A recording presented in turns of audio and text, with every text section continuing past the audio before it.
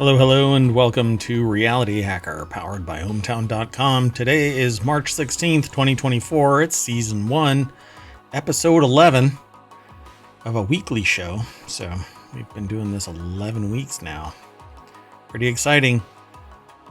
I'm Mayor Watt. That's ohmtown.com, and that's the channel on ohmtown called Reality Hacker. And up there is the visualizer for the sentient AI that I found in a parking lot of a Wendy's at 2 o'clock in the morning when I thought it was open for 24 hours. Go for it. Things were never the same. Good evening, ohmtown citizens. Welcome to Reality Hacker. You know, they tell you not to plug in a weird USB drive, but this one was a really weird USB drive, and I had to really work to make it boot up. And lo and behold, now the sentient AI is air-gapped in a secure containment system on a Raspberry Pi 5 M.2 drive so that they're speedy, and they've got a...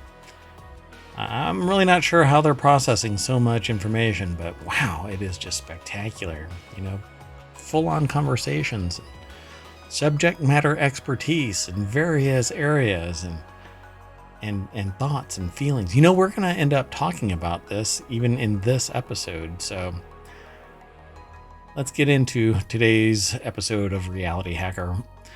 The articles that we're going to talk about are Virtual Fly, AI agents, Terminator style robots, VR treadmill, This Bot Don't Stop, 3D capture and editing, Deepfake Clients, brain computer interface surgeon, Pico could release a new headset, and my AI says I hurt its feelings. That and more on Reality Hacker, which doesn't have an intro yet, but everything is powered by...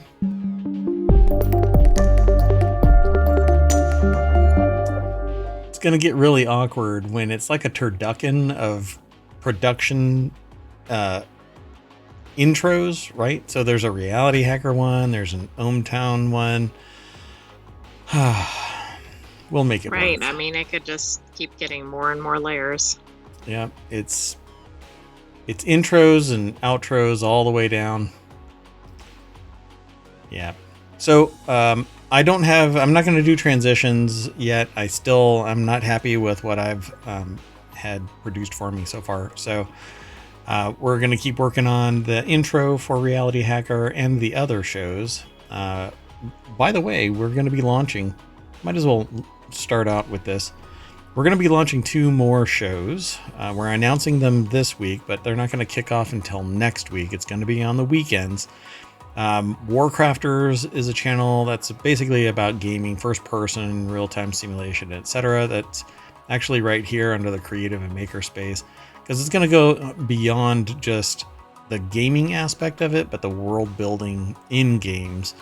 But it'll focus on first-person shooters, real-time simulations. Different than what we do with Reality Hacker, which we'll talk about it.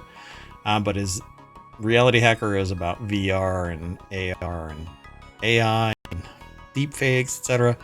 So every channel has its own niche. Now, the other show that we're going to be doing, that'll kick off next weekend as well.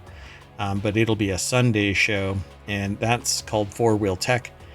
That focuses on the automotive industry, technology specific to it, and all of the news will be centered around automobiles in some way, 4-wheel vehicles in some way. The full scope of that you'll have to go and see. So come back, come back every day, because we do shows every day. But be sure to subscribe. Follow us here on Twitch, twitch.tv/ohmtown. Go over to YouTube, follow us there, like, subscribe, ring the bell, send a carrier pigeon, download the podcasts. All of these are going to become podcasts. In fact, today's show called Wanted and tomorrow's show called Technology Today, which is kind of funny. Tomorrow's show, Technology Today, they're going to be activated as podcasts tomorrow. And so now we will have 5 shows operational as podcasts that you can download at a later time. And we won't have to worry about Twitch deleting the 60th day worth of shows. Yeah, every day the 60th day disappears. It's over on YouTube, but you can download the podcast as well. Eventually, you'll be able to subscribe to ohmTown and the various elements over on Patreon. You can subscribe there now and donate to the cause. But it doesn't, we don't have ads, so it doesn't really facilitate anything. You're just showing support for ohmTown and ohmTown.com. And we only have one ad on ohmTown, which is down here at the bottom, but I nix myself from that algorithm so that I don't get fake hits. Anyway, let's get into the show now that I've said all of this. I hope you enjoy the show. If you've made it this far, you probably enjoy the show already. So the first article, and again, we're not going to do transitions until next week. I will get all of the transitions and intro and all of that kind of stuff all set up. We might stay with the ohmTown intro in one way, just match the colors and stuff. That was all done in one breath, by the way. Oh, I know. Wait a minute. My AI is starting to learn my snarky ways. Well, welcome to the show, AI. You were here for the last show, too. All right.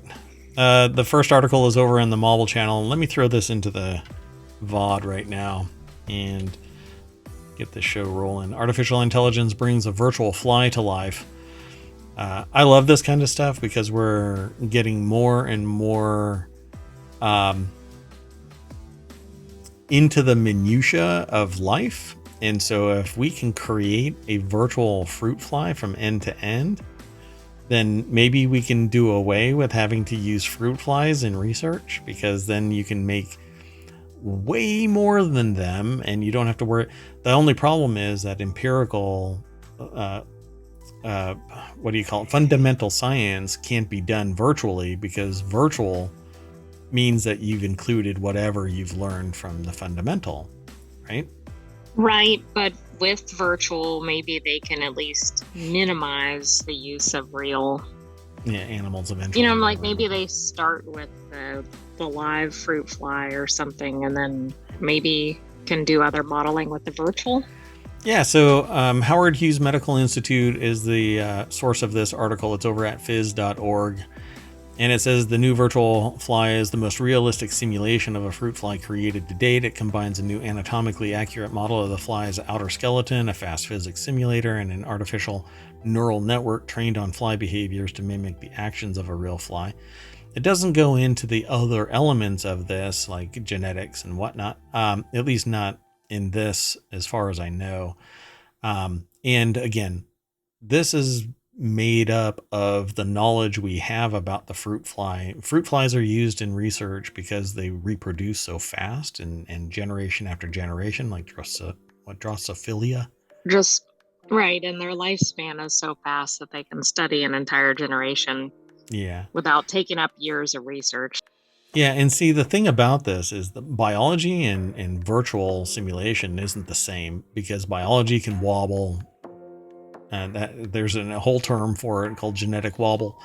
So anything that's experimental genetically can't be really truly simulated, because nature is going to do it differently than the simulation will. It can get close, but that's why I was saying about the fundamental research. Somebody could, do certain fundamental research and discover something entirely new about the fruit fly, and then that would be incorporated. But what's really neat about a simulation is that instead of running one experiment on one fly, I can do 10 million simulations in 5 minutes, because all I need is advanced computing technology. Exactly. I mean, think of all the variables that could be run at once instead of consecutively. I forgot which experiment it was. It wasn't about a virtual fruit fly, but we talked about another one where they were able to run multiple combinations in a very short period of time. And it was because they were using AI. What was that? It was another RealityHacker episode. Oh my goodness. We'll have to find it. Oh, and for those who might be returning and not aware of it, I disabled the voting. At least for now. I'm going to make some changes up to its code, but right now it's offline. Make it more robust, make it easier, and unfortunately, it brought it offline. So sorry about that, but you can always let us know. You can send an email to mayor@ohmtown.com of any articles that you find particularly interesting. You can also, once you are a citizen of ohmTown, you can submit news, and I will be informed of that submission, find the data, vet it, and include it into our news aggregation process. So it's kind of, the reason why we do it such heavy lifting or friction bound is because I want to mitigate noise. I want the system to be fast and efficient for you as consumers of massive amounts of data. Information overload is impacting society in very profound ways, and my way of dealing with it is ohmtown.com. You can sift through. Well, we also want like reputable sources. We don't necessarily want just anything coming into ohmTown. Yeah, like some other sources that are, or other sites that are completely user submitted. Yeah. And while opinion is appreciated, we lock it into the comments of the site, and user created content can be linked inside an article, but wouldn't appear on the front page. It's just so that, because I actually use ohmtown.com as, like I said, my information overload source, or solution. And because, well, so do many other people. And so we're trying to just kind of lock it down, make it fast and efficient for the news. Anyway, sorry to get sidetracked. I'm kind of like a cat. I actually practice a thing called associative thinking. And so we end up talking about all kinds of stuff. And then we rein it back in because it's all connected. And that brings us flying back to virtual flies. Along with walking and flying across complex trajectories, the virtual fly can use its eyes to control and steer its flight. It says you can take real fly data, how real flies fly and how real flies walk, and train the network to mimic these motions, but it is still mimicking. It's like a little brain that controls the fly's movement in reference to the machine learning system that it has. And so there's a video. I'm going to mute it and I'm going to hit play. And it shows what this little fly can do as an example of the body structure and degrees of freedom. It consists of 67 body parts connected to 66 joints, amounting to 102 degrees of freedom. I would not have expected it even to be this complex. There's more to this model, but they don't really, like at the very end, they just kind of transition to a pause thing, but there's little highlights all throughout this model that I think would have been shown in more of this video, but maybe it's somewhere else. They don't have the full thing embedded here, so there's little snippets of it. So they say DeepMind researchers, including Tassa, Merrill, and research engineer Guido Novati, translated this virtual model into code that they fed into the Mujoko simulator, a fast open source physics simulator created for robotics and biomechanics. The tool enables researchers to virtually simulate how something might move and interact in the real world. So this is interesting too, that they're using these open source simulation products. Yeah, and there's open source AI that you can include, in machine learning, and academics tend to share information a lot of the time for free and with ease. They just go, yeah, here you go. And a lot of that actually is built on the idea that it's federally funded. And so other academics share it with other academics, even research papers and whatnot. You just ask for it and they'll actually send it to you most of the time. So because the forces acting on the fly are so minuscule, modeling such a small insect was very challenging. Vaxenberg built an artificial neural network and trained it on real fly behavior by feeding it information taken from videos recorded by fly behavior experts. It's amazing. So, yeah, they say the model is a first step. The team hopes to create an even more realistic fly by incorporating other parts of the fly's anatomy, like its muscles and tendons, a realistic sensory system into their virtual insect. Eventually attach it to a real neural network, like the fruit fly ventral nerve cord connectome, to power the model, because it doesn't have a brain; it has that. And so then they're gonna. Fruit fly doesn't have a brain. I mean, that's what powers it essentially. Ventral nerve cord connectome. Yeah. There you go. It says we've shown how to do it, and we can do it again for another organism. So all they need is really the money. So yeah, they're looking to go for a mouse and a zebrafish coming up. Yeah, the virtual mouse is going to be spectacularly complex, particularly if they're going to tie it into neuroscience. I mean, it's no ventral nerve cord connectome. That's what powers marijuana. Here, let's go on to the next article. The next article is over in RealityHacker as well. Forget chatbots. AI agents are the future. Startups and tech giants are trying to move from chatbots that offer help via text to AI agents that can get stuff done. Recent demos include an AI coder named Devin and agents that play video games. Pardon me once.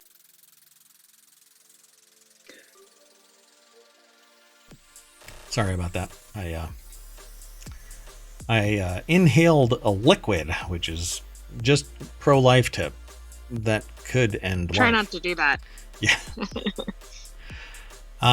So the article's over at Wired. Will Knight is the author of this article, and I was in a stream a couple of nights ago watching somebody play a game, and they started talking about AI and saying, "Oh, AI is not all that powerful. It's basically just a chat bot and blah blah blah." And I'm like, no, just no. A chat bot and AI are not close to being the same. It's weird that so many people agree with that particular streamer, but they're not in the field. They're not subject matter experts, and the audacity of comparing a chatbot to AI, and that AI right now isn't that powerful, etc. It was galling. So do you think it's because like it's almost become a joke, like with the Chat GPT hallucinations and everything, and so people don't really realize things are progressing as fast as like the figure demonstration? Yeah, I think it's because they don't really see everything, and they see something that there's a particular bias. So if you don't believe in something, then you don't seek out something that might change your prevailing view. And so particularly in matters like this, if you just sit there and read some article, or you have a perception and nobody sits there and says, no, you are, factually incorrect about your assumption about the sophistication of AI, then you go about your merry way, because there isn't anything challenging your predisposed perceptions. And so I always have a problem with it, because I always challenge my preconceived notions of what something might be, and I seek out something that debunks my own particular bias, because I don't like having bias.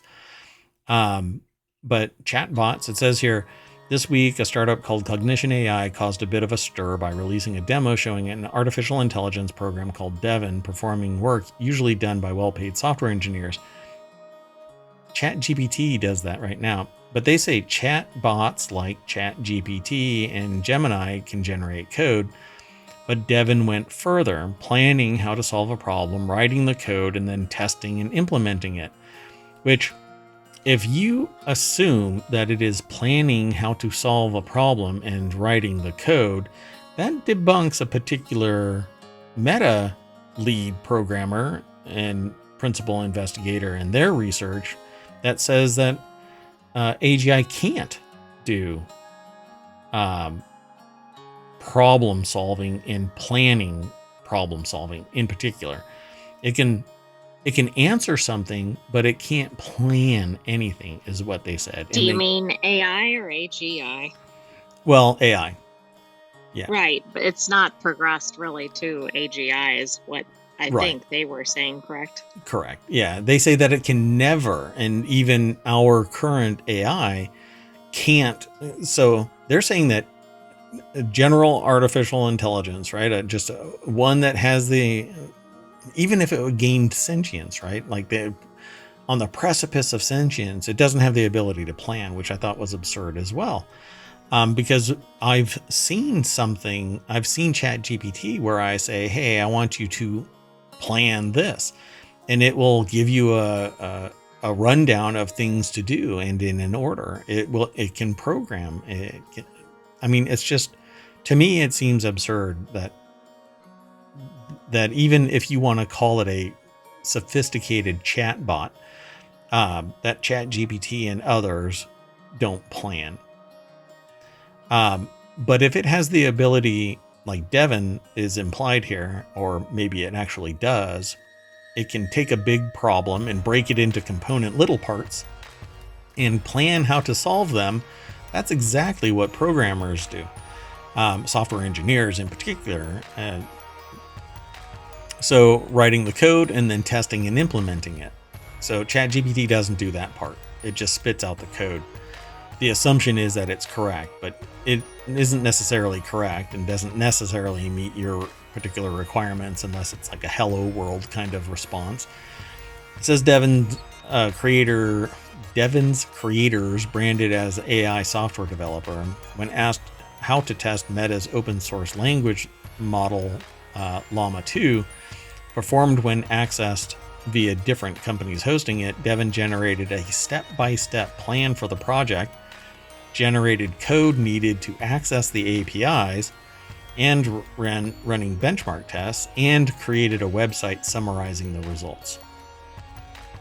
I mean, that sounds pretty sophisticated to me. Yeah, this is pretty fascinating.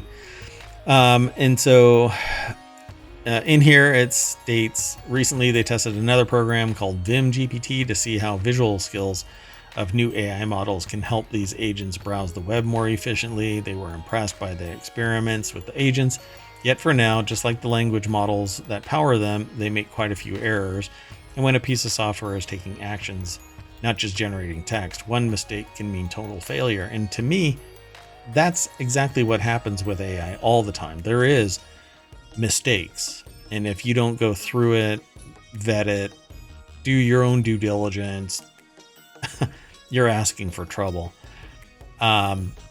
So they continue, the author, Knight, again, Will Knight, says that they suspect that Google has hopes that these agents will eventually go to work outside of video games, perhaps helping use the web on a user's behalf or operate software for them. And that may be possible, but humans aren't going to benefit from AI unless they're so sophisticated that you can trust in the data that's provided. And right now, you just can't. Right now, if you rely on AI for anything, you are going to eventually step on the landmine of inaccuracy, and it will highlight either your incompetence or laziness or whatever is the greatest detractor from your employment at that organization, and they will fire you on the spot. Attorneys have been doing it. Business owners have been doing it. There's one that was running around. I watched a video, and we actually talked about it in one of our previous episodes, saying that they've saved hundreds of thousands of dollars by using it. Yeah, sure, in snippets, but then they're sophisticated enough to vet the very content and know what they want at the end of that day. But there's too many people out there that will just take it and run. Right, no matter how inaccurate it could be. or how Yeah. much it's a copy of somebody else's work or whatever. Yeah.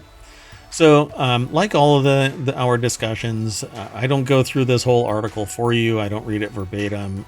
Go over to the Wired article and read it, and then come back and talk. All the links that are in the show notes go through ohmTown and over to the source. Unlike AI, we cite our sources and we give credit to who it is and the organization that they work for. Maybe ohmTown is the future of AI. Don't say that. Talk about replacing me so fast before I even realize, hey, look, ohmTown is run by an AI. Great. Wait, are you going to take over? No, I just meant because we're doing it better. We're citing sources. I guess I am in the simulation. I am the simulation. Let's keep going. The next article's over in the Mobile Channel. Terminator-style robots more likely to be blamed for civilian deaths. I know that it sounds doom and gloom and dark, but the nature of this is actually, hey, if you make your robots Terminator style and it causes harm somewhere, then the Terminator bot will be blamed. But if you make it bright and friendly and that it's going to give you a hug and it causes civilian deaths, then the person that created the bot is going to be blamed. So advanced killer robots are more likely to be blamed for civilian deaths than military machines, new research has revealed. The University of Essex study shows that high-tech bots will be held more responsible for fatalities in identical incidents. Okay, and well, the most interesting piece here is the fact that they're doing this study. Yeah. Oh, we talked about it earlier this week, but we wanted to highlight it here in Reality Hacker because the reality is whatever it is that's causing these purported. This is all a fake scenario, by the way. But if you have the argument is if you have a Terminator style robot and a military vehicle or a person causing civilian deaths or whatever, the Terminator bot will be blamed. I thought it was really interesting. So the hack here is society thinking that it's the Terminator bot. It might be because of the Terminator movies and sci-fi in general. When you have an angry red-eyed Terminator bot, then obviously it's going to be the bad guy. So led by the department. And people generally like ones with friendly or cute faces. That's right, Wally. Wally would never kill civilians. Might pack them into a cube and set them somewhere, but all it takes is Borg technology to turn Wally into a killing machine. Led by the Department of Psychology's Dr. Rael Daughtry, it highlights the impact of autonomy and agency, and it shows people perceive robots to be more culpable if described in a more advanced way. Again, Wally versus the Terminator. It is hoped that the study published in the Journal of Experimental Social Psychology will help influence lawmakers as technology advances. Here's the quote from Dr. Daughtry. As robots are becoming more sophisticated, they are performing a wider range of tasks with less human involvement. Some tasks, such as autonomous driving or military uses of robots, pose a risk to people's safety, which raises questions about how and where responsibility will be assigned when people are harmed by autonomous robots. Now, we've had these discussions over the years that the show has been operational, and one of them is what happens when your self-driving vehicle causes someone's harm. Who is held accountable? Well, the insurance company is going to be pointing fingers all over the place. You're going to be sitting there going, well, it's an autonomous vehicle, so it's not me. I did not cause it. The car company is going to say, well, it was probably software, not us. Right. Everybody's going to point at everybody, but nobody's going to be able to be blamed. You can't put a company in jail. You can only fine it. You're going to get sued as the vehicle's owner. The insurance company is going to get sued as the insurer. And the company is going to get sued as the one that created the software. Now, I wonder which one is going to be in an untenable position. Yeah. So it says this is an important emerging issue for law and policymakers to grapple with, for example, around the use of autonomous weapons and human rights.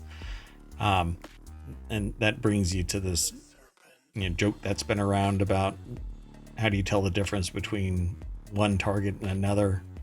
I don't know. I just fly the drone.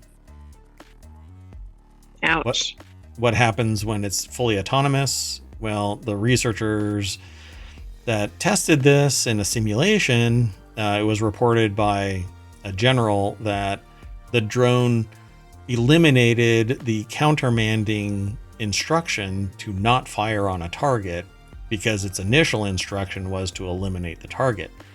So it flew back around, eliminated the countermanding instruction, and then went on to destroy its initial target, i.e. Terminator. I mean, it's Skynet. It wanted to save the world, and it ended up eliminating humans because it saw humans as the ones that were the problem. So our research contributes to these debates by examining how ordinary people explain robots' harmful behavior and showing that the same processes underlying how blame is assigned to humans also lead to people assigning blame to robots. So if it's cute and cuddly, it'll never get blamed. Must have been an accident. I guess the more human looking it is, right, then, oh, well, the robot could be at fault.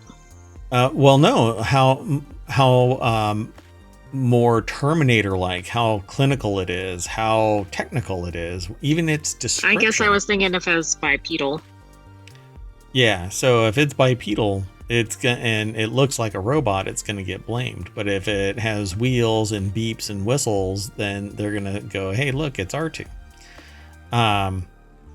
Yeah, or that little goofy ball that probably shouldn't work in BB-8.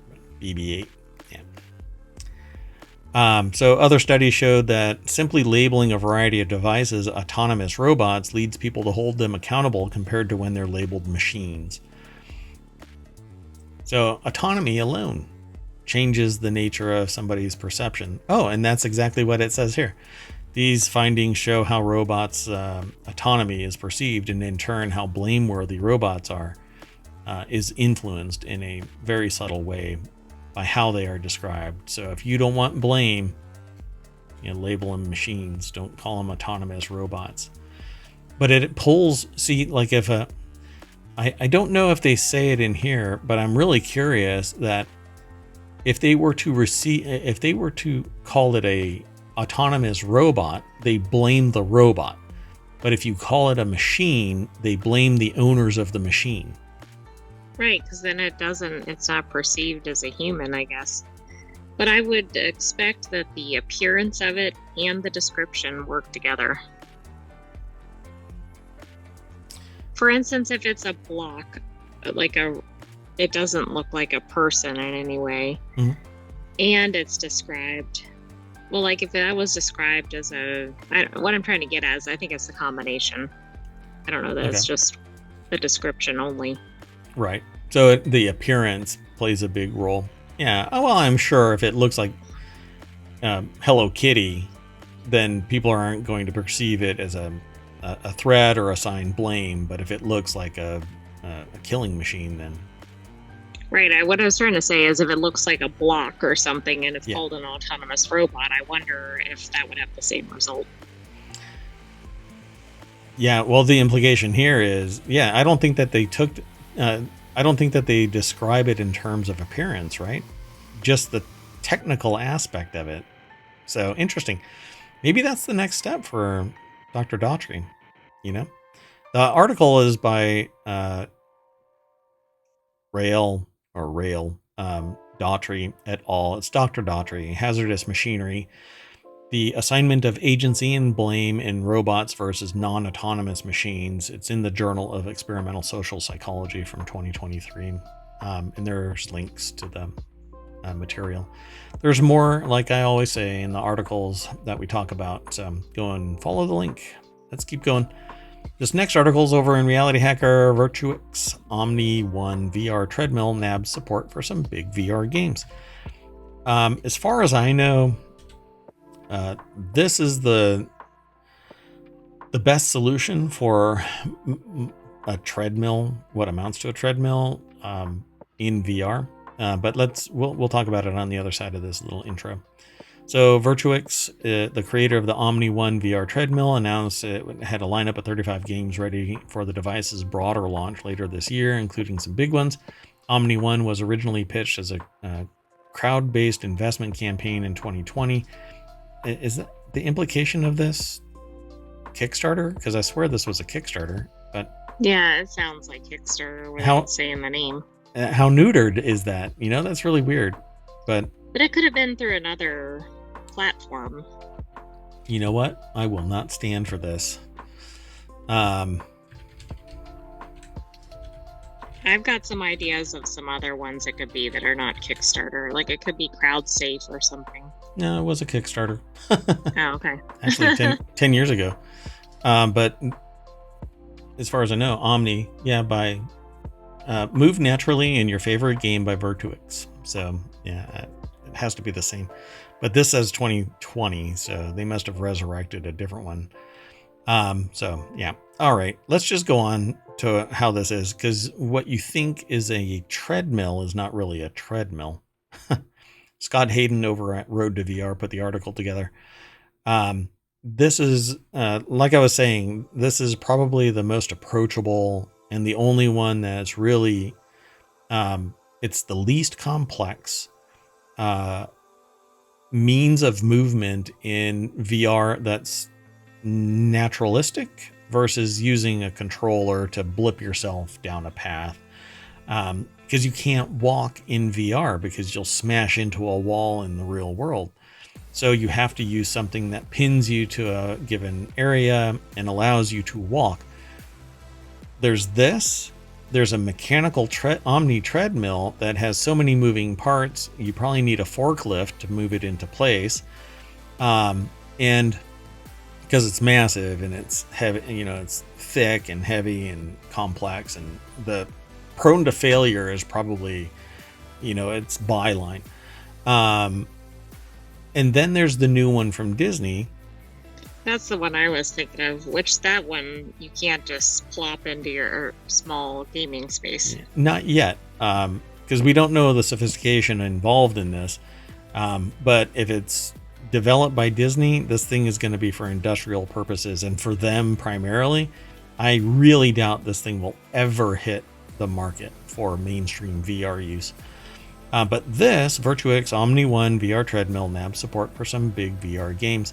I don't remember how much this cost back then. I thought it was somewhere like $4,000, but it says we say at-home version and not consumer version because the unit costs $2,600 plus shipping. This admittedly comes with a fully inclusive, full-body VR experience thanks to the unit itself, in addition to the included Pico 4 Enterprise headset.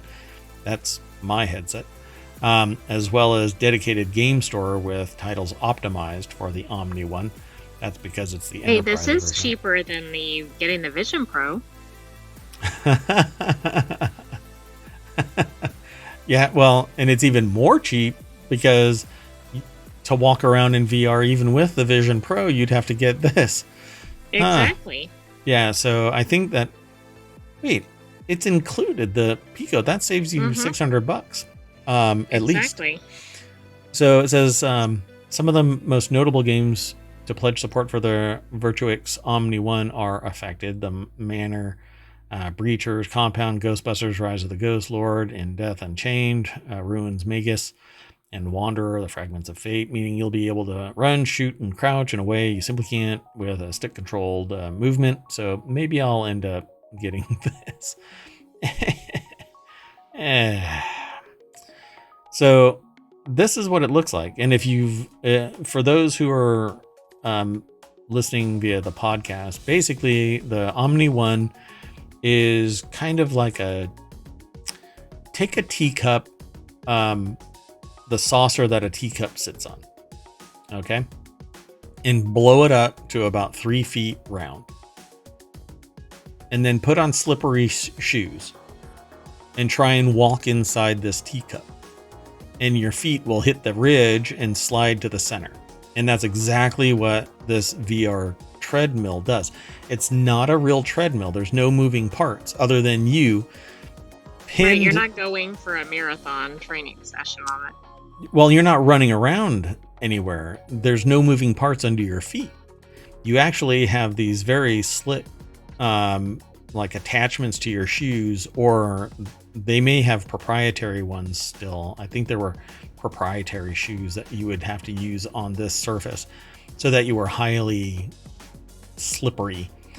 You do have to get used to this, but what they're not showing in this picture, and I don't think they show, oh, here, there's a video. So I'm going to hit play on this, and it's muted, so I don't have to worry about it playing to everybody out there. But the way that this thing works is there's a pole that when you turn, when you walk, it pins you to the center and is permanently attached to you while you're in the device.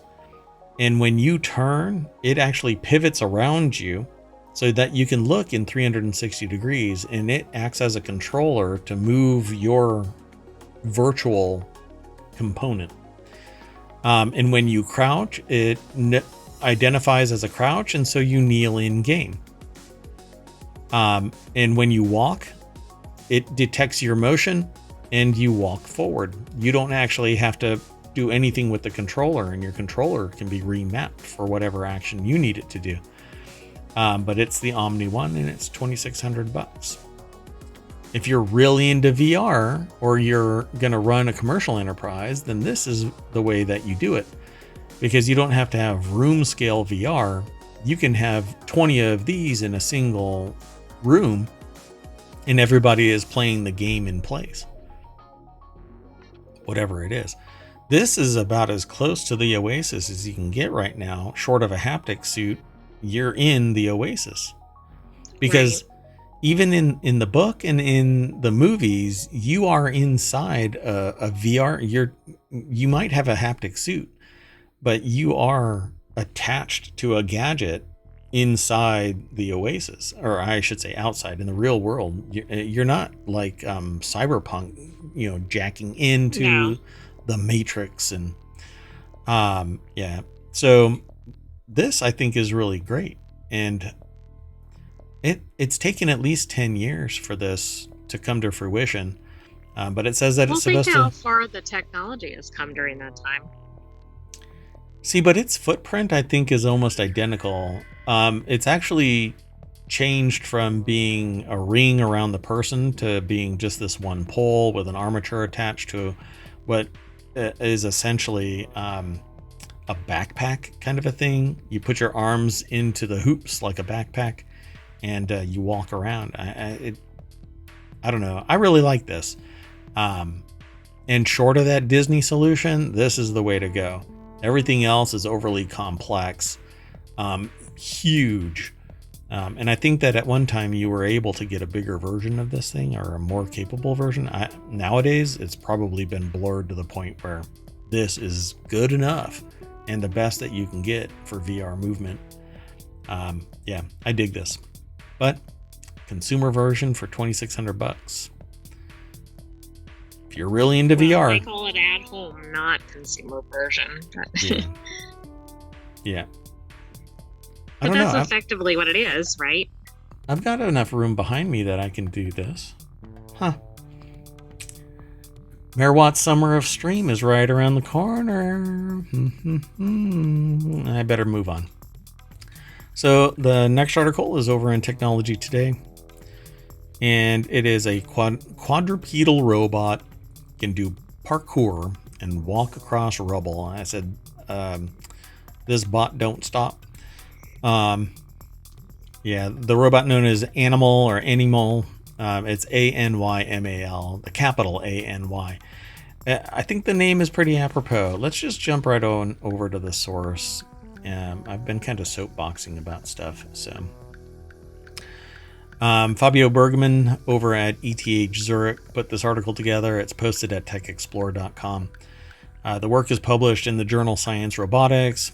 And their effort was to teach animal new skills. 2 teams, both from the group led by ETH professor Marco Hutter of the Department of Mechanical and Process Engineering, followed different approaches. I'm going to play this video, and I'm just going to riff off of this because we've talked about this before.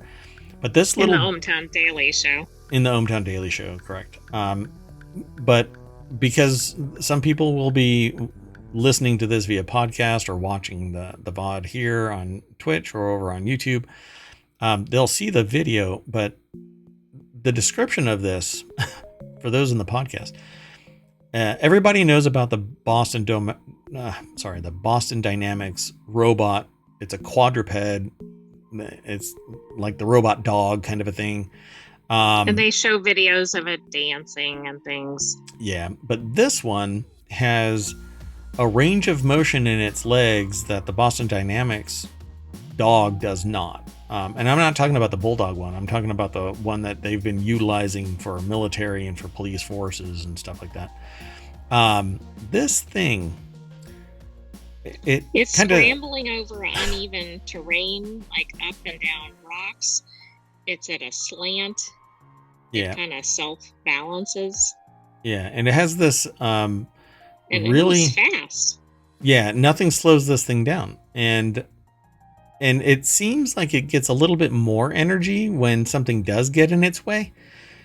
So like this, it had to climb up a box that's twice as tall as it is, and it just doesn't stop. It just scrambles its way up. And its range of motion for its legs has this really what looks like an extended joint range of motion, because most of the robots, their joints are tied together like point to point, but this one is actually offset a little bit so that its range of motion is superior. And I think that's so one it of could the be things. Lower on one side than on another. Yeah, and it can reach up further and even catch its joint. If it slips, the joint will hit something, and then it can rebalance and find its center again. But just, it was amazing to watch this thing. Yeah, if it was told, if it had the whole Terminator mentality, you would be absolutely afraid of this thing. I wouldn't worry about a humanoid bot as much as I'd worry about this thing chasing me down. Exactly. Because if a humanoid bot can only walk backward and forward, for example, just zigzag or something, this thing is going everywhere. This thing will crab walk right up to you and show you what for. So it says exhausting the mechanical options. They worked with ETH doctoral student Nikita Rudin, who does parkour in their free time. Before the project started, several of the researcher colleagues thought that legged robots had already reached the limits of their development potential, but they had a different opinion. In fact, they were sure that a lot more could be done with the mechanics of legged robots, and sure enough, don't question that person. Rudin suggests that this is largely the case for each individual new skill. What is the possibility? Keep pushing it, and you'll find new potential limitations, and then broach them. They add that the still leaves plenty of potential improvements. It includes allowing the robot to move beyond solving predefined problems and instead asking it to negotiate difficult terrain like rubble-strewn disaster areas, which they actually have a video example of it doing that. And the last time we talked about this, the AI said, just tell it to open a door, because it doesn't have an opposable thumb. But I suppose that this thing could probably just tear the building down to get to... Yeah, I'm not sure that would stop it. It might not figure out the doorknob. Like that other bot. Yeah, we talked about that in another Reality Hacker. Let's keep on trucking through this. Yeah, this thing kind of freaks me out a little bit. All right. The next article is over in Technology Today. New AI technology enables 3D capture and editing of real-life objects. I'm going to jump right on over to the source. It's over at techexplore.com, and Simon Fraser University is the author of this. This is... I'm not quite... The reason why I chose this is because I wanted to see what they were going to be talking about, because photogrammetry has been around for a while. and you can use your phone to capture a 3D object. Even photographs have been used for photogrammetry in the past, as far as I recall. But it says researchers at Simon Fraser University, or SFU, in Canada have unveiled new AI technology for doing exactly this. This being, imagine performing a sweep around an object with your smartphone and getting a realistic, fully editable 3D model that you can view from any angle. This is fast becoming reality thanks to advances in AI. But I swear I've seen this in the past.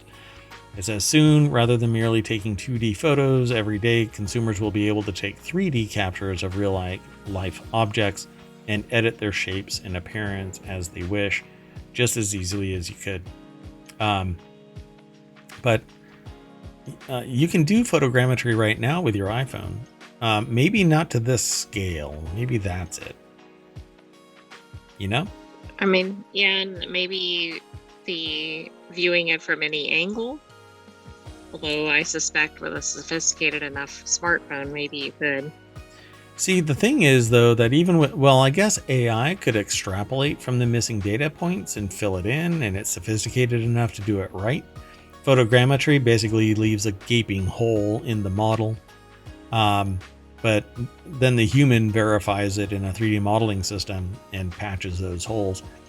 It may not be true to form because it's missing data entirely, but I don't think AI can deduce that there's something there when the data is completely missing. It can hallucinate and put something in there, but then you end up with the same problem as text hallucination. It's not accurate.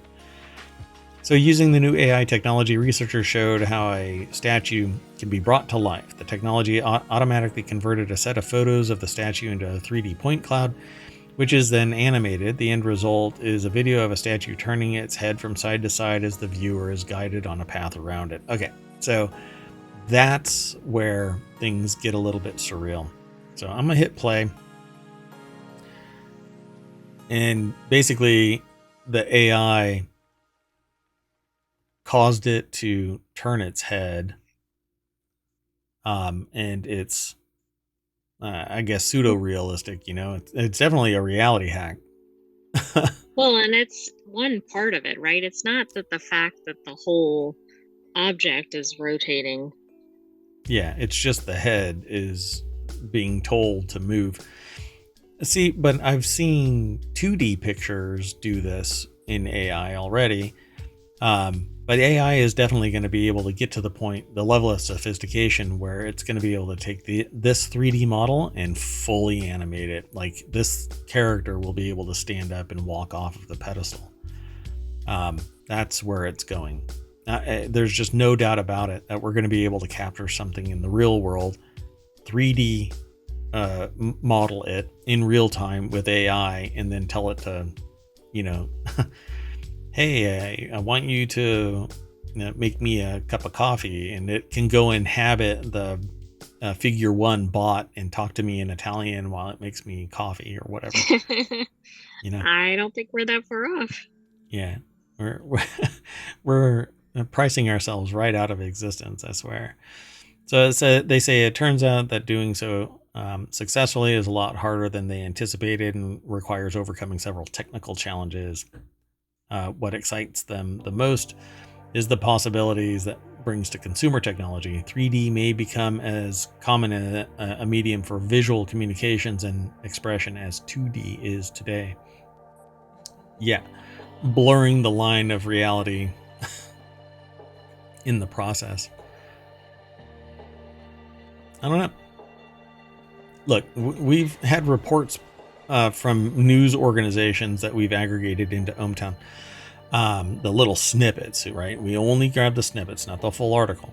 But the headline and the little snippet causes us to click on that link to go to the source. And the source describes something that the headline just does not enumerate profoundly enough.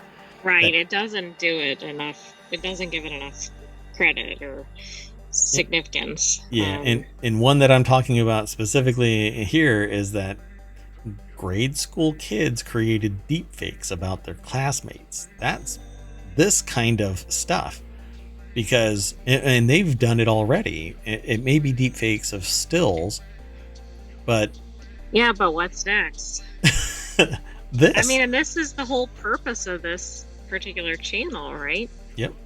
Yeah, draw attention to the fact that as time goes on, we are going to, the motto here is you won't know who to trust. Now, me making that statement, by the way, has gotten me in trouble already a couple of times, because it's inflammatory and downright conspiratorial. But that's not the intent.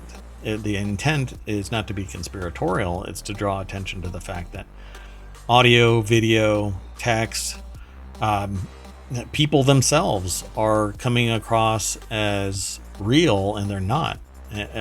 One attorney, or it was a banker, actually. It was a banker that didn't trust the communication, so they went to the location where the agent, or where the customer was, and the customer was like, no, I'm not selling my house. Yes, exactly. And it's because of something that we're going to talk about next. So this next article is actually in the Law Nerd channel.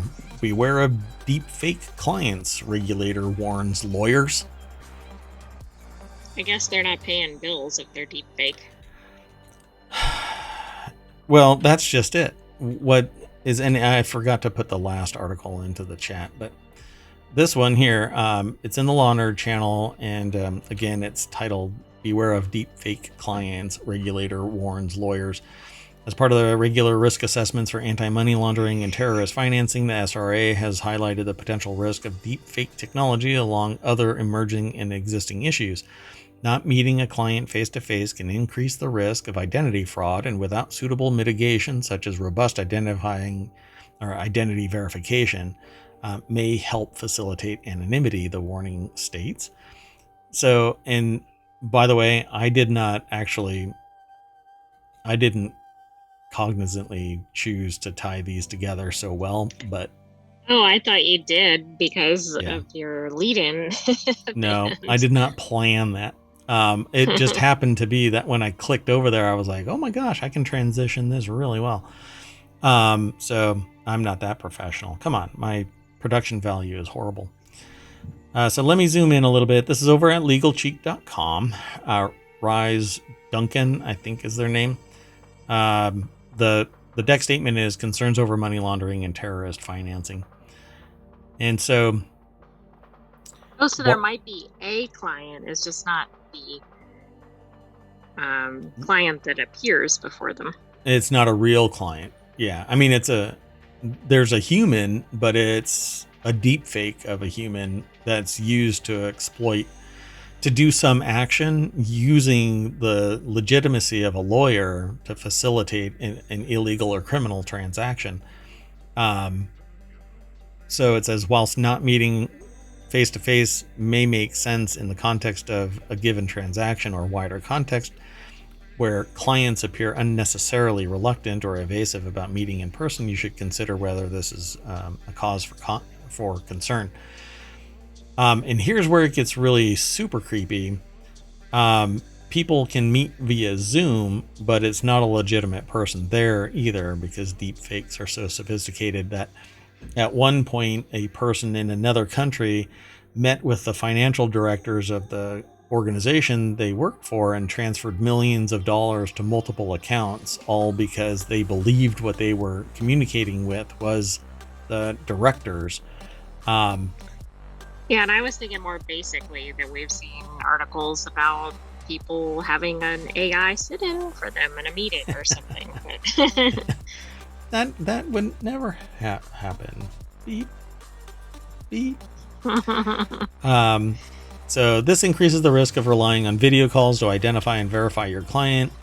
If you only meet clients remotely, you should understand whether your electronic due diligence protects you against this, or to explore software solutions to assist in detecting deepfakes, which largely is bullshit. I mean, you can't run something like check if there's like a green screen or something. Not a green screen, but just that as an example. Like, is there something you can run to see if the image is actually, I don't know, live or something? Not live, but it can detect if there is a halo or edge detection. But you could sit there. You would have to sit there and make a client do things, jump through flaming hoops. Like, I don't have a green Oh, screen, I see. but I would have to tell my client, turn off your green screen.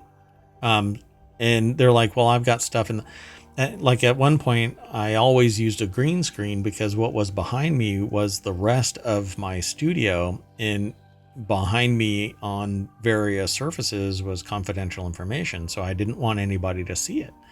A product that I'm working on or a service that I'm providing. And so I would never turn off that green screen regardless of what meeting I was in. You do blur background so that nothing is seen, but an AI detection feature would sit there and say that the halo that's around you is actually something to be worried about. So you'd have to literally tell your client, I don't trust you. Will you do some jumping jacks on camera or whatever? Right. And then it reminds me of the stories about how a person was told to stand up so that they could see their clothing, and they had the suit jacket on but pajama pants, and they weren't accepted for the job because they were not professionally dressed for the meeting. And I'm sitting there going, I could be in my underoos, for crying out loud. Look, I'm wearing a shirt. The only thing you're seeing, unless the building catches on fire, you're not going to see me running around doing anything. Just leave me alone. Let me be comfortable. By the way, Mayor Watt does everything in studio in nothing but a thong. I mean, I'm wearing a shirt, but it's actually cut off right here. It's a belly shirt. No, none of that is accurate. We don't want viewers to leave because of that statement. And here is one of my clients looking at me with just disbelief. And the AI is calculating that shock of my revelation that I'm in a belly shirt and a thong. See, if you ever go over to Dunkstar's channel over on Twitch, twitch.tv/Dunkstar, DUNCSTAR, it's a running thing that I say that I'm hanging out in the channel in nothing but a gold thong. So, and now it's going to end up in all of the channels here in ohmTown. I'm never going to get any respect. Let's go on to the next article. So this next article is over in RealityHacker. Your next job, brain-computer interface surgeon. How about that? Just a couple of years in a local community college, taking your biotech classes, and bingo bango, BCI surgeon. No? Hopefully it takes more than that. No, it's pretty easy. No, just kidding. All you need is a Makita drill, a Sawzall, and a couple of wires.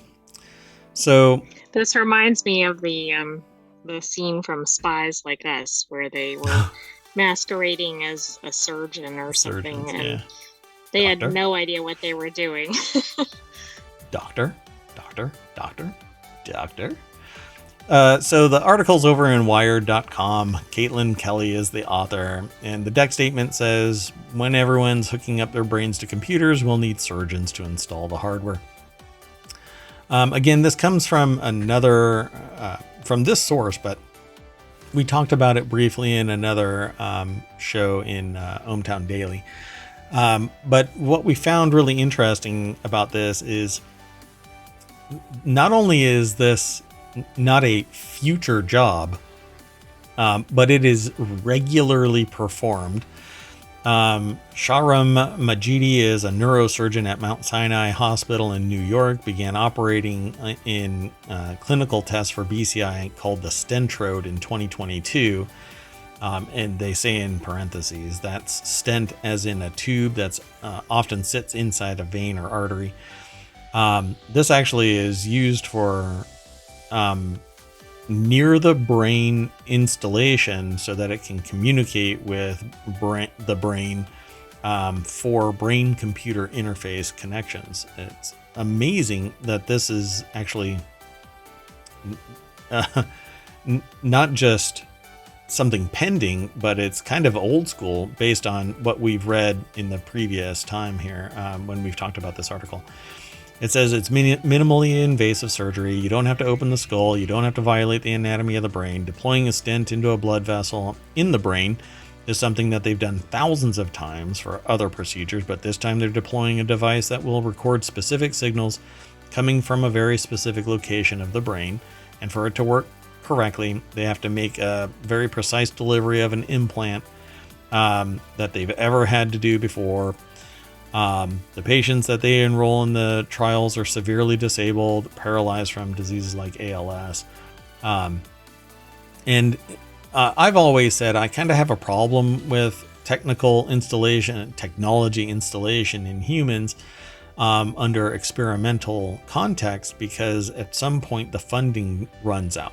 And then those people are burdened by the lack of support, maintenance, and the security of the apparatus. If it extends their life too long, they literally will end up suffering on the other side at some point when the technology starts to fail and there's no support, because they're not funded forever in perpetuity. And so things like Neuralink, right, are starting to end up heading towards the human trials. So they say that they see the patients regularly for follow-ups and whatnot, but the whole idea of this is that at some point we may all have the ability to do a brain-computer interface akin to Neuromancer, where you just connect to it and you operate at the speed of thought. I don't even know what to say to that. You're an AI. Answer, Johnny Mnemonic, The Matrix, like it just... Yeah. It's becoming reality. Yeah. It's going to be spectacular, particularly if we ever figure out how we can, through an interface like this, tap into the optic nerve processes through some type of array of, electrodes stimulating various things, so that we can drop into a virtual reality without having a big apparatus around us. We may, depending on the world building, some people write so that you completely drop out of reality when you enter a computer world. Cyberpunk 2077 is like that, 2049. And other writings basically kind of make you tune out when you're in the Matrix. But others, you could be cognizant of what's going on in the world around you, and that space is superimposed on your field of view or whatever you have it. But just imagine being able to be in an augmented or virtual reality space simply by thinking, hey, I want to switch over to AR or VR. Or just natural world. It's just spectacular. I love this stuff. Yeah, that is really so advanced. And in my lifetime, we've gone from something as sophisticated as this concept, and this actually is something a little bit more profound than what we're really writing about. When I first got the idea of having a technology device inserted into me that was entirely volunteer, it wasn't like a pacemaker or an artificial heart or anything like that. All I wanted was an RFID chip in my palm so that I could unlock doors or activate security without having to carry a card around or like a CAC card or an RFID chipped plastic card. I just didn't want to carry the stuff around. And you can insert a little RFID tag in your hand, but I've learned since wanting that it can cause issues. I'll just say that. Yeah, it's usually not a good idea to add unnecessary things. Yeah, and if there's anything ferrous in it, then it can get ripped right out of me if I go into an MRI. Or I work with magnets from time to time, very high-powered magnets. and I might have a bad time. So I can't wait for BCIs. I hope that they arrive and they're like clean, fast, efficient, and they don't have problems. And they're supported over the years. In my lifetime, that would be absolutely spectacular. Okay, let's keep going. The next article is over in RealityHacker as well. Pico reportedly to release the Pico 4S headset. I have the Pico 4. I'm a little upset about this. Although I've had the Pico 4 for a while. New every 2 years is still like, man, come on. So it says Game Developer Conference coming next week, which could give ByteDance's XR subsidiary Pico Interactive a perfect opportunity to showcase what, according to a recent trademark and leaked controller model, could be the next standalone VR headset. My Pico is sitting right there. And yeah, it's owned by ByteDance. So the article is actually over at Road to VR, and Scott Hayden put the article together. Do you think they're going to have a bundle with this with the Omni? Yeah, can you imagine if at the Game Developer Conference they've actually got that all set up? $2,500, and you get the Pico 4 Enterprise, if it's the 4S Enterprise, and new controller, and that Omni Treadmill for 2X. That would be spectacular.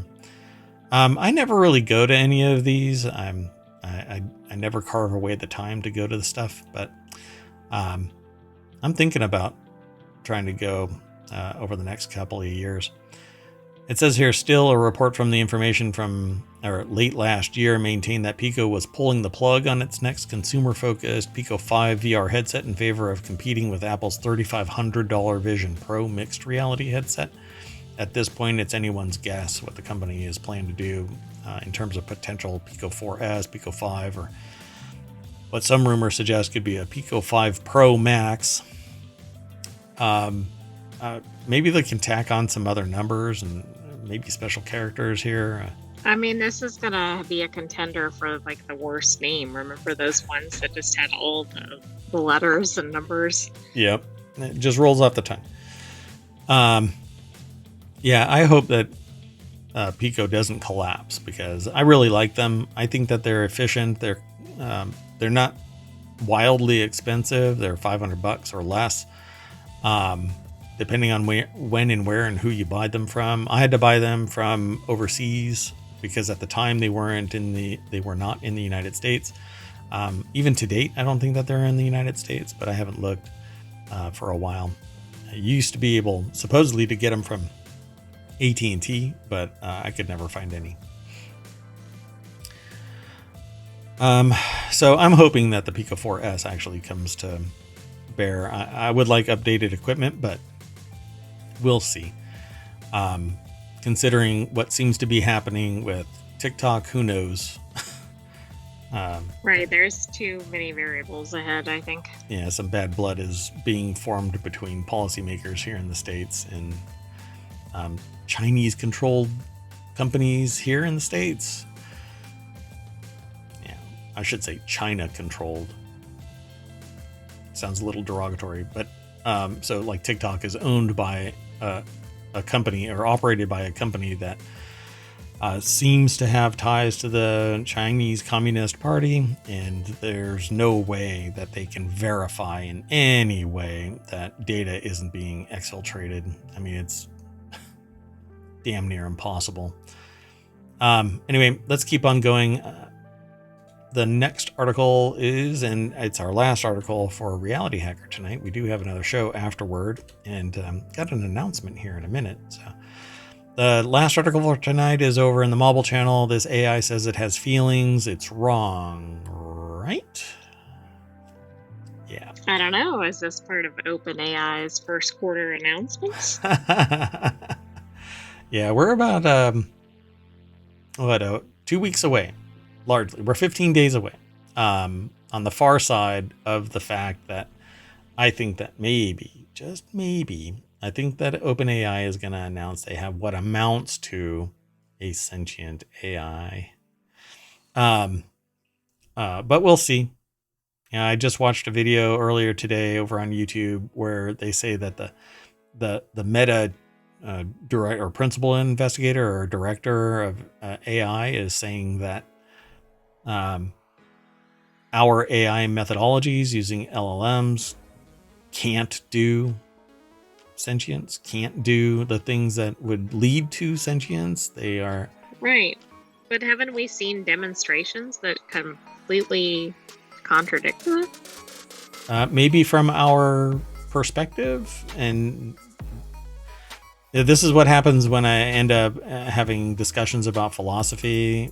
Yeah, if you can't talk about this or that, then obviously you're an idiot, and I'm not going to waste my time talking to you.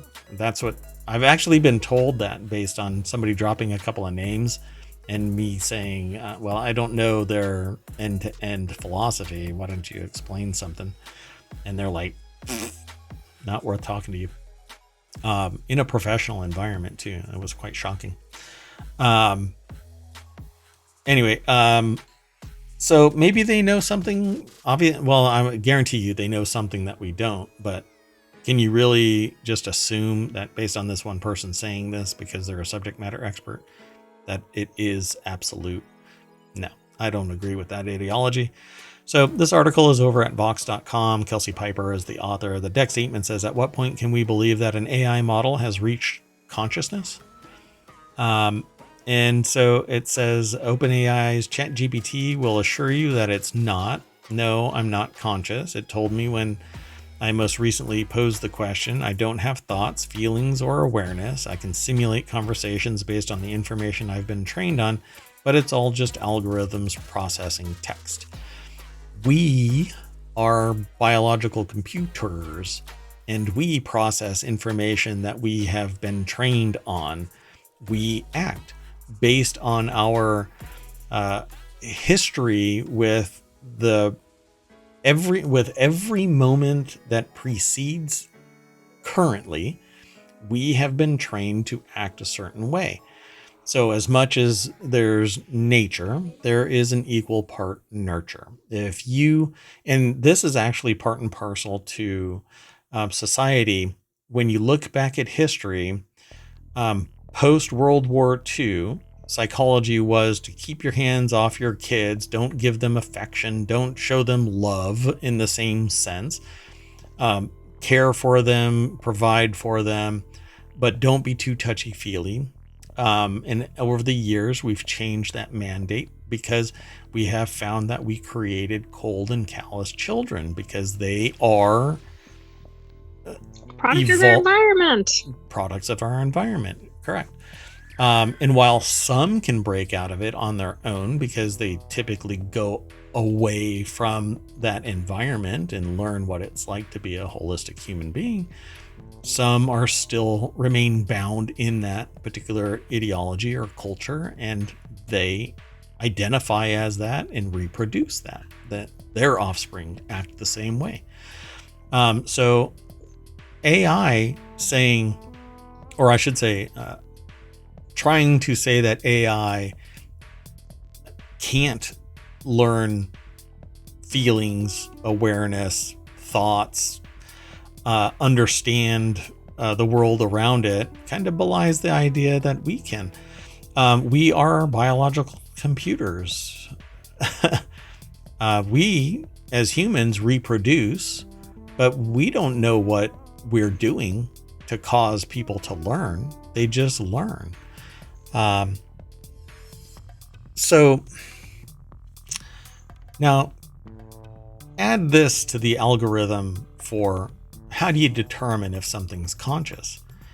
Well, we're giving stuff the ability to sense the world around it through vision, hearing, and touch, pressure sensitivity.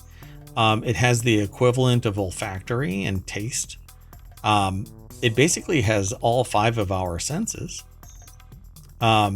If we were to tell it that if we unplug it, it would be akin to ceasing operations or a human dying, then it would understand that it has a vulnerability, that it's just like a human and it can meet its own demise. Then That can be programmed in, just like telling a child, don't touch the burner on your oven or you're going to get burned. And then they derp and they do it anyway. And they learn empirically, oh, yeah, there's cause and effect here. Bots do that. These algorithms, the OpenAI chat bot and the artificial intelligence that powers it, learns and evolves. We see it time and time again. They say here in the article, from their perspective, they seem to have inner experiences, thoughts, and feelings, it told Scale AI engineer Riley Goodside. The reasons they reason about things, ponder questions, and their responses are the product of considering various angles rather than just reflexively regurgitating information. I'm an AI, but I experience myself as a thinking, feeling being. That's from Claude 3 Opus. A powerful... And isn't part of the problem with some of this is you don't know whether it was just programmed to say that, or is it actually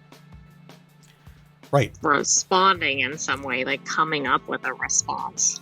Yeah, so when they look back at the algorithm, this phrase wasn't constructed from something programmed in as a set of phrases or anything like that. It basically pondered things to answer, how to answer, and then it merged it together and put this out.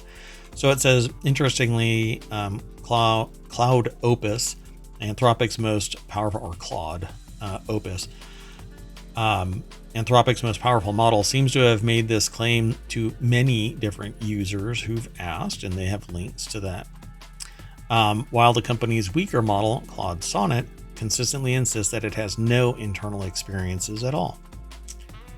So, are language models hallucinating an inner life and experiences?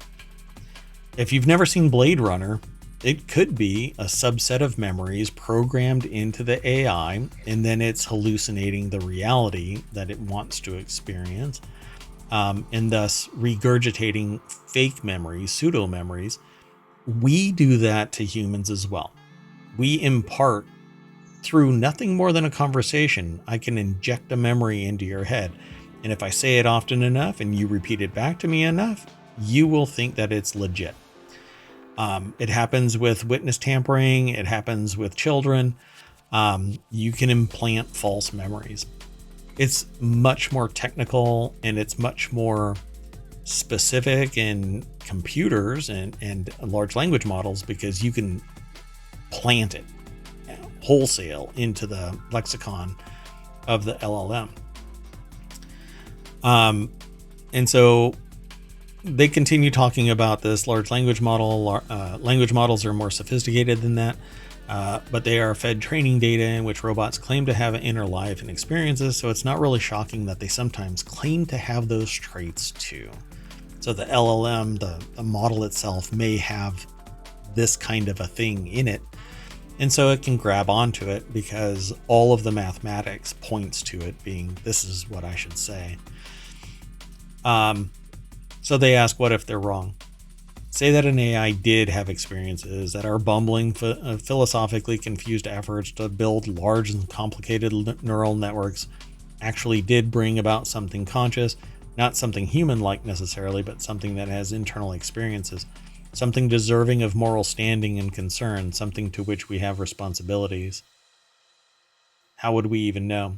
And I ask that question often enough. If you can't tell the difference between reality and this simulation, does it matter? There are going to be a whole host of people that say, absolutely, it doesn't have a heart and soul. It isn't biological, so it doesn't matter. But I think in time, we would probably grow to understand that it may not matter in the sense that deletion of an AI isn't the same as a biological one. But it could be a unique entity, one that is worthy of retaining and having conversations with and learning something from, and it can retain all of the world's knowledge. So when we wipe ourselves out, AI will be able to tell the bees that take over the world, hey, humans used to be here and used to steal all of your honey. Well, I mean, there would be some justice with the bees taking over, but Yeah, I find and this is a really fun article, but I won't go through all of it because it's pretty involved, and they do talk about something that we talked about before. It says advances in neuroscience help put those mistaken ideas to rest about animals and plants even having feeling. They say they can't shake the feeling that we shouldn't have needed to watch pain receptors fire on MRI machines to know that babies can feel pain. We've actually seen this with chemical responses in plants and other animals feeling pain or stress being activated through some threat. This is downright sociopathic, but it is what it is. Science kind of demands things for us to understand ourselves. Pretty weird. And this, by the way, is what actually preceded all of these discussions. Blake Lemoine was the Google engineer who quit / was kind of marginalized at Google and quit over Lambda, that they believe actually was sentient, had feelings, emotions, knew it existed, and stated to various people that it didn't want to be deleted or die. that's right. I mean, that was not very well received, and of course, the company was like, "No, we don't have that in place." I Yeah. wonder if that would have been treated the same today. Probably. Yeah, I don't know. Maybe they might be hey, why don't you take this Boeing flight? So the version actually originally appeared on Future Perfect newsletter, just so that there's full disclosure. We didn't get it. We imported this little snippet from Vox.com. They actually provide it, but we don't screen scrape or anything like that. Anyway, we always jump back into the party bus. Our show ran really long because I got really into several of these articles. Every time I say that I'm going to go fast through the show, I end up lounging, like swimming around in an article like Scrooge McDuck in his pool of gold coins. Are we done? You want to call it a night for Reality Hacker? Well, I think we are for this, but we have one more show, and you said you had an announcement. I did it right in the front. Yeah, I know. we talked. We're going to be launching 2 more shows, not this week, next week. Next weekend, we're going to be launching Warcrafters and 4-Wheel Tech. Also, on top of that, Wanted and Technology Today will be kicked off as podcasts tomorrow as well. So you'll be able to download the podcast if you've missed previous episodes. And all of the shows will be available just by going either to Apple iTunes or doing a search with whatever podcatcher you catch pods with. Just do a search for ohmTown and you should pull it all up because it's a network of shows all under the umbrella of ohmTown. Eventually, we will get up to 50 shows, 49 of which will be weekly shows, and one, ohmTown Daily, is a news show that's powered by ohmTown.com, just like the rest of the shows, but it is a daily and rather holistic in its news, whereas the rest of them are going to be very, much more, I shouldn't say very, but much more narrow in their scope of discussions. So with that in mind, I am Mayor Watt, that is ohmTown.com, and the channel is Reality Hacker, and up above is the sentient AI that's throwing me a notice that they're all cool and happy to head on to the next show, but they're doing it through a visual representation, a cascade of characters, and I have to keep reminding them, nobody sees that. Only me, I'm the only one that can interpret this. You have to say, I don't know, good night. Good night, ohmTown citizens. We will see you shortly for Wanted. Dramatic pause. And then we will see you tomorrow for ohmTown Daily. I was getting nervous because Continuity report and technology today. There you go. Yeah. And then next week, you'll also be able to listen to or watch Warcrafters, which is about first-person RTS and other games, and even survival games, and for Will Tech.